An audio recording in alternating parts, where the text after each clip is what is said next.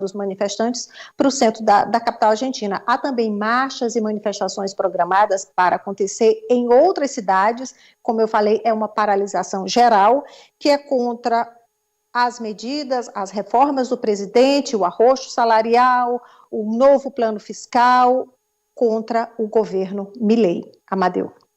Bem, há uma corrente de pensamento político que defende que esses cortes que o Milei está fazendo só dariam certo em uma ditadura, como foi na época, na década de 70, na ditadura do general Pinochet. Ali era ditadura, então os economistas faziam as coisas e não havia oposição no Chile. Fazia e não tinha oposição. Em regime de democracia, com possibilidade de manifestação, de protesto e paralisação, essas medidas draconianas, dramáticas do presidente Milei, elas enfrentariam essa resistência que estamos vendo. É isso, Ari? Mesmo esses protestos, grandes protestos, é exatamente para pressionar os legisladores, os congressistas argentinos, a não aprovar, a impedir esse pacotaço do Milei, né, o mega decreto dele, decisões muito impopulares, decisões que vão na contramão do que muitos argentinos querem. Agora, é bom também registrar que, apesar desses grandes protestos, pesquisas recentes mostram que ele ainda tem 60% da aprovação dos argentinos. Então, a lua de mel com a maioria do eleitorado que o elegeu ainda prossegue, apesar dessas medidas impopulares. E apesar também, Franci, dos números ruins da economia, né? Com aumento de inflação, com aumento do desemprego e também da fome na Argentina.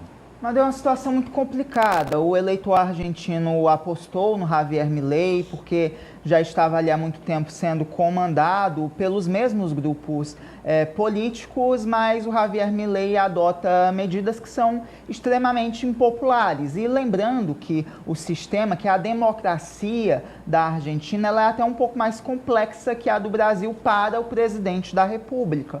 Tanto que no início desse século, a Argentina chegou a ter 5 presidentes em 12 dias. E o primeiro deles, o Fernando de la Rúa, ele saiu, foi expulso da presidência após uma série de protestos, incluindo também saques em supermercados. Então, ele saiu corrido de helicóptero do Palácio da Casa Rosada. Saiu pela porta dos fundos corrido de helicóptero.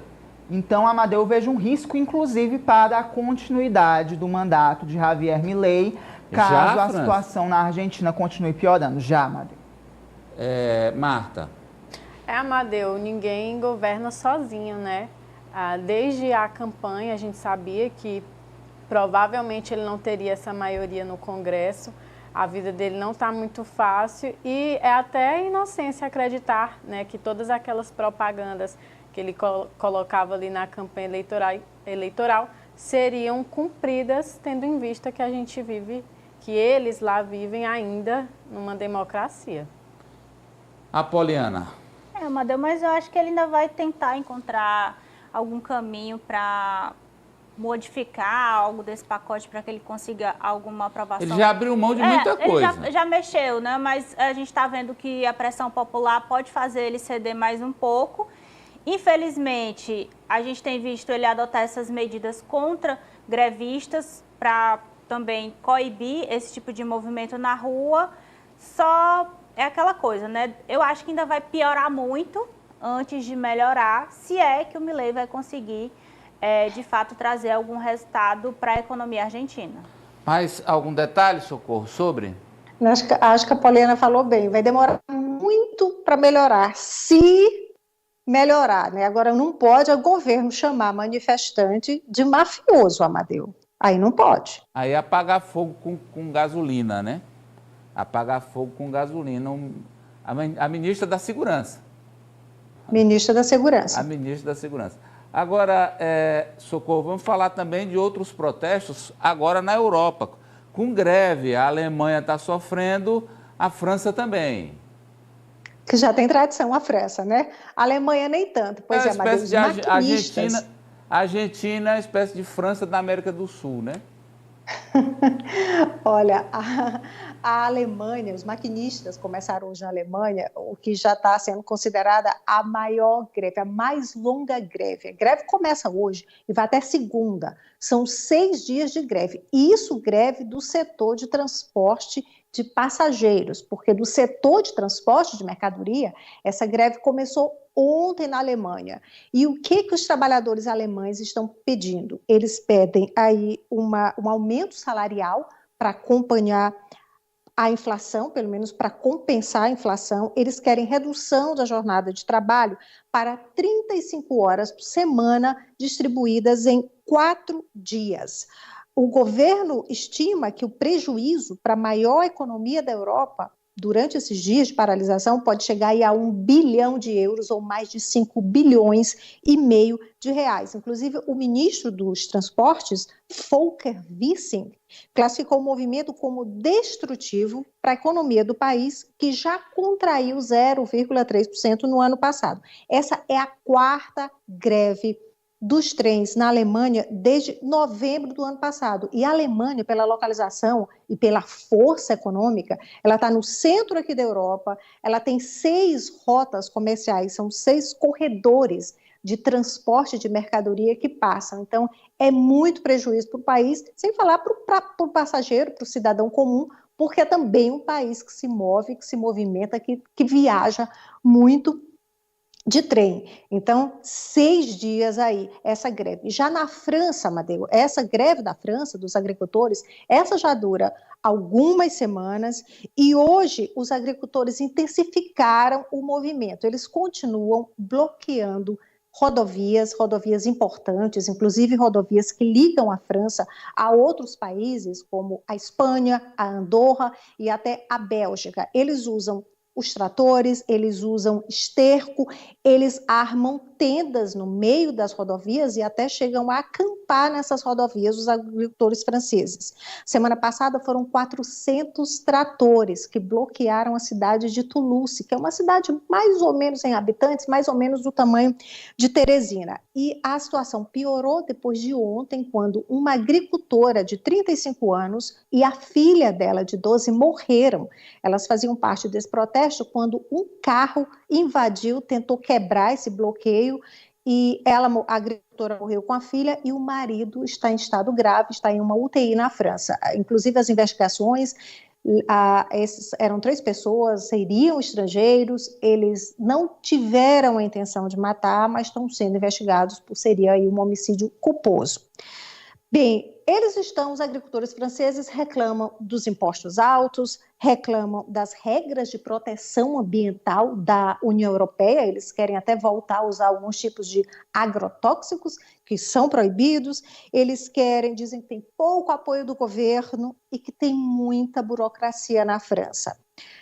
Eles exigem aí, Amadeu, que o governo dê atenção, diz inclusive que o produto francês não tem competição junto com os outros produtos dos outros países aqui da Europa. Agora, a gente vê que esse protesto não é isolado na França, tem vários da mesma maneira na Alemanha, tem protestos na Romênia, hoje teve um grande protesto na Polônia, protesto na Holanda, dos agricultores que estão bastante descontentes com a União Europeia, com essa... Ele chamou que é uma situação meio engessada, e a gente viu aí agora há pouco, manifestação hoje em Bruxelas, na Bélgica, em frente ao Parlamento Europeu. Amadeu. Que não é que eles estão querendo a proteção, o apoio, a ajuda do governo, não. Ele já tem isso, é histórico. Os governos europeus dão proteção, subsidiam, ajudam a pecuária, ajudam a agricultura lá deles. Só que eles querem mais, Ari. Amadeu, os agricultores, o setor de commodities da Europa sempre viveu protegido por seus governos. Isso. E eles, como um gatinho angorá, que quanto mais come a ração de primeira, mais ronrona por mais comida, eles nunca vão abrir mão do que eles já ganharam e eles querem avançar, porque as commodities que partem de países como o Brasil têm um preço muito mais competitivo, são commodities de qualidade. são commodities de qualidade. Então, o que é que eles querem? Eles querem mais proteção para que os produtos produzidos lá mesmo cheguem ao consumidor mais baratos que os nossos. Porque lá o dinheiro circula nas famílias, nas fazendas e nas cidades, aonde o grão é produzido, aonde a proteína animal é produzida. O dinheiro fica e circula lá, diferente de outros países, Apoliana Oliveira. Em que muito do que é produzido apenas é exportado e a gente não vê o desenvolvimento realmente daquela região, daquelas famílias. E no caso do Brasil, a gente ainda tem quem vem de fora, se aproveita da especulação imobiliária para montar os seus negócios e o dinheiro vai todinho embora, assim, vai dar tchauzinho. Marta? Amadeu, essa ganância por mais e mais lembra o centrão daqui. É mais ou menos É isso. mais ou menos isso, nunca estão satisfeitos, né? E o Franci? Amadeu, com a competitividade no cenário internacional do setor primário, Ari citou as commodities, nada mais natural do que eles exigirem essa proteção por parte do governo, porque na verdade o governo acaba sendo também um refém de determinados setores da economia, e esse é um deles, especialmente nos países da Europa que enfrentam Europa, a dificuldade não, viu, no doutor? setor O primário. senhor sabe disso. Aqui também, o senhor sabe que o senhor é estudioso. Não, os Estados Unidos. Também. Você pensa que o algodão, o milho, a soja americana, todos eles protegem lá e dão subsídio e evitam que chegue. O Brasil muitas vezes é embarreirado de vender seus produtos lá para não mexer na produção americana. Só que os americanos são sabidos. Eles dizem, olha, vocês aí não podem fazer a proteção dos seus produtos no Brasil. Tem que ser a livre concorrência para nós, mas a receita não serve para eles e nem para os europeus, que se protegem, que não são bestas e nem nada. É o que tem. Mas tem imposto restrições, principalmente Ora, em relação a desmatamento, né? Eles têm feito a Europa, os próprios Estados Unidos têm feito muita exigência, justamente porque sabe da situação do Brasil, como é que não é, né? Eles sabem que, por exemplo, se eles permitissem a livre concorrência no mundo, eles já tinham destruído as cadeias produtivas deles, porque elas não são competitivas em relação ao Brasil, nem em relação, como a Socorro falou, à China. Porque a China, numa escala gigante, não tem como competir. Então eles protegem para manter, porque senão tinha acabado, aniquilado, e era um arrasa-quarteirão lá. Ou eu estou equivocado, Socorro Sampaio? Ele engolir todos. Amadeu, é só para no meio desse caos aí que a gente está vendo, porque são estradas importantes, rodovias que são bloqueadas.